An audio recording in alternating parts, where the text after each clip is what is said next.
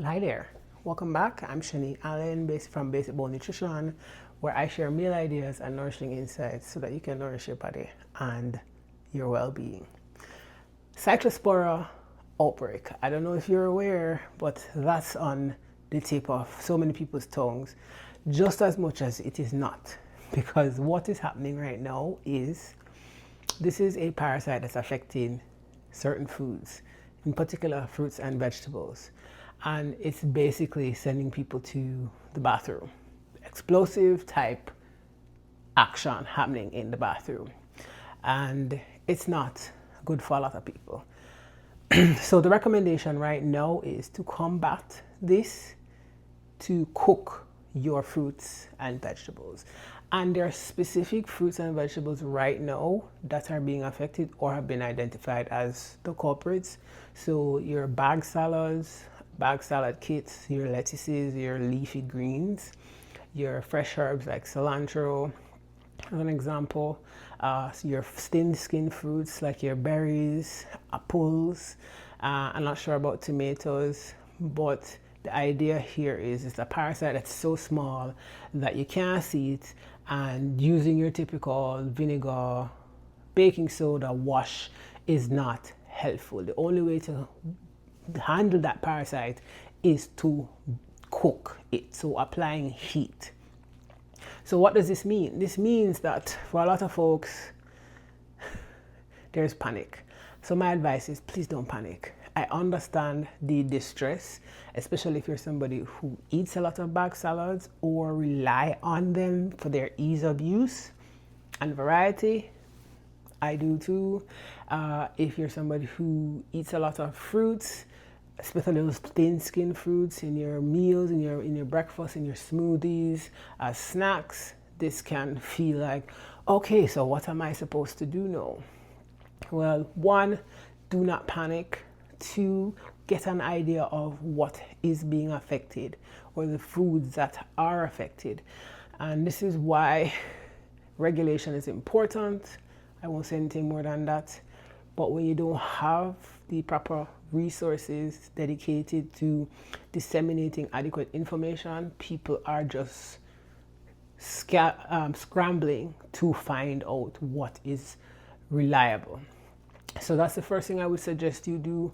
Make sure you are checking reliable sources about this outbreak. The other thing is devise a plan. One, it's the summer, so a lot of people are like, I don't want to spend time cooking because it's hot, and if you have, them 90 plus degrees dealing with, I understand that 100%. But you have options.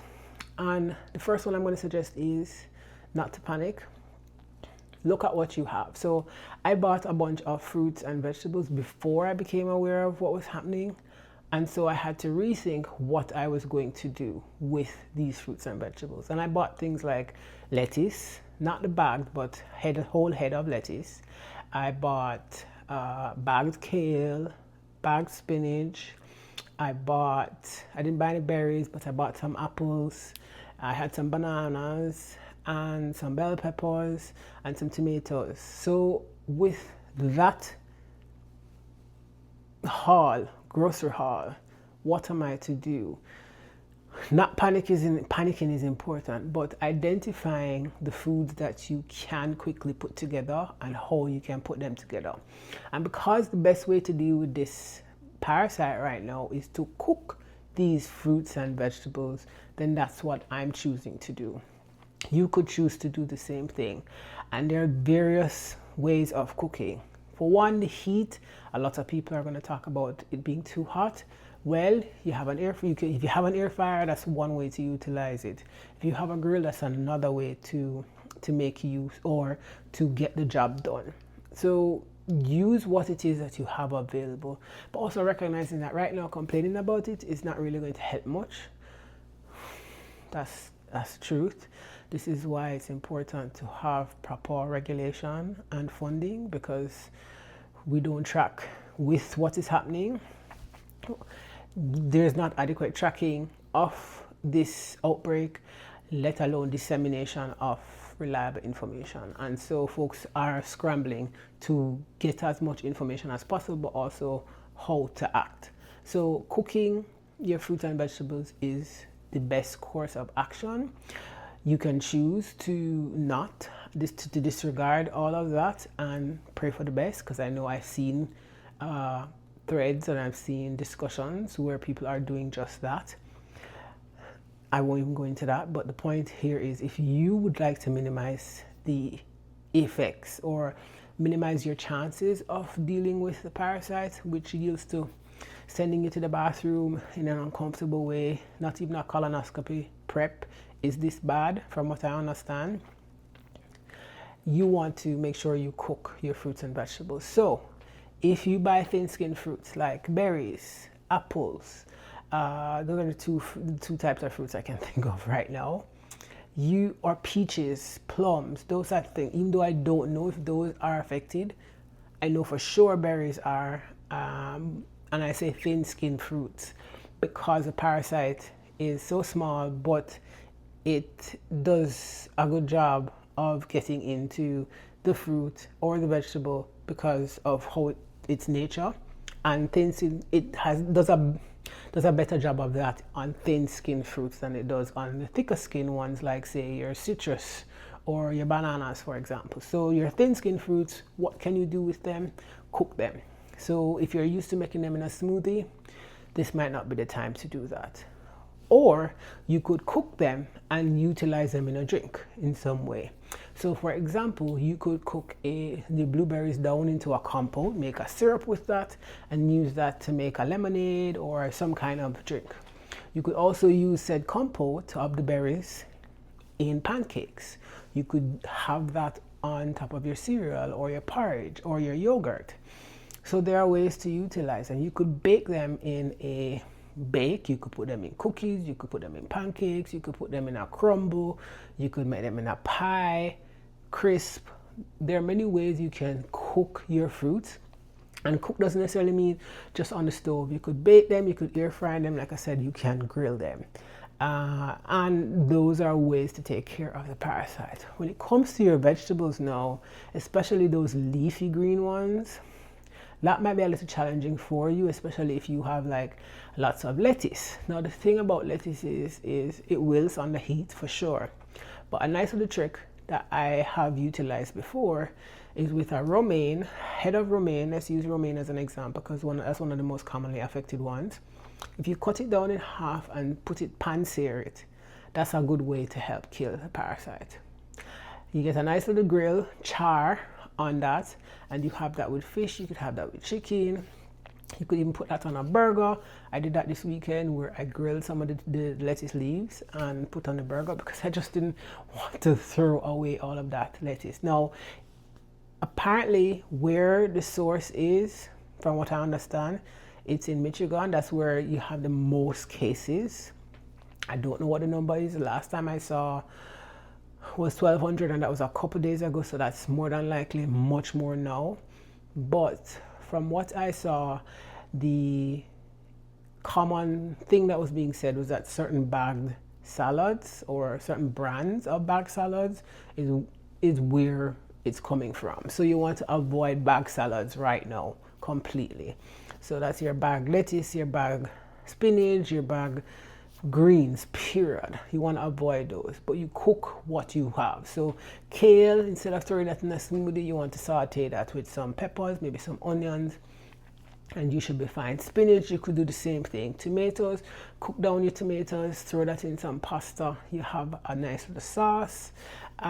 You could even saute spinach with tomatoes and have that on top of fish.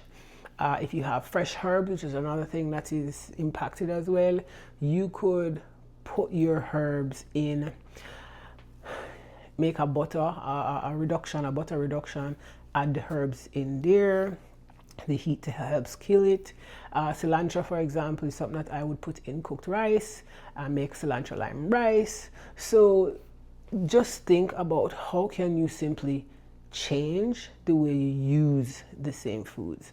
And I know a lot of people are bawling now about not being able to have salads the way that they typically have, but remember that salads aren't only cold.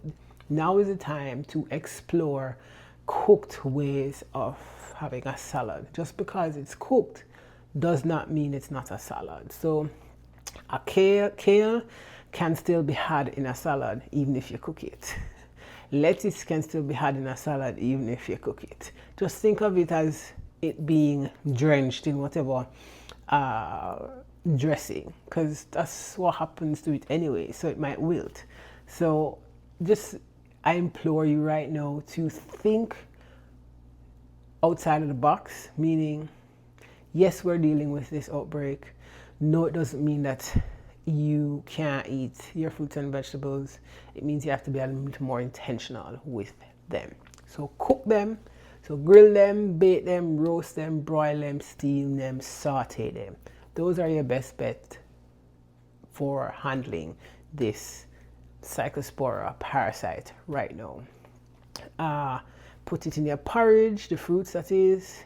Utilize the veggies in your lunch, in your pasta. Cook it in your pasta. Mix them in with rice. Stir fries, now is a good time to put them in your stir fry. Fried rice, you can throw them in there. There are so many ways that you can throw them in a soup or a stew. Explore. This is why I encourage people to be curious about food and explore it from that place, as opposed to boxing yourself in, like, I must only have these at breakfast, or I must only have this as a cold salad, versus how can I use this to nourish me right now given what's happening. So given this parasite, how can I nourish myself without necessarily driving myself crazy because I have to throw out all of this? Now, you could throw out the food or just repurpose them in the way that's going to help you not throw them out, but also handle or not make you sick. So cook, and if you can't cook it, you're gonna have to throw it away. That's the reality. So that's how you handle the Cyclospora parasite right now. All is not lost. Find credible sources, stay up to date, but most importantly right now, do not ignore the recommendation to cook your fruits and vegetables as much as you can right now. Start with what you have, work with what you have, and go from there. Don't try to reinvent the wheel right now. Just work with what you have. Okay? Thanks for watching. Remember to join the weekly dose for more nourishing insights, cooking insights, meal ideas, and ways to nourish yourself one bowl at a time. See you back here. Bye.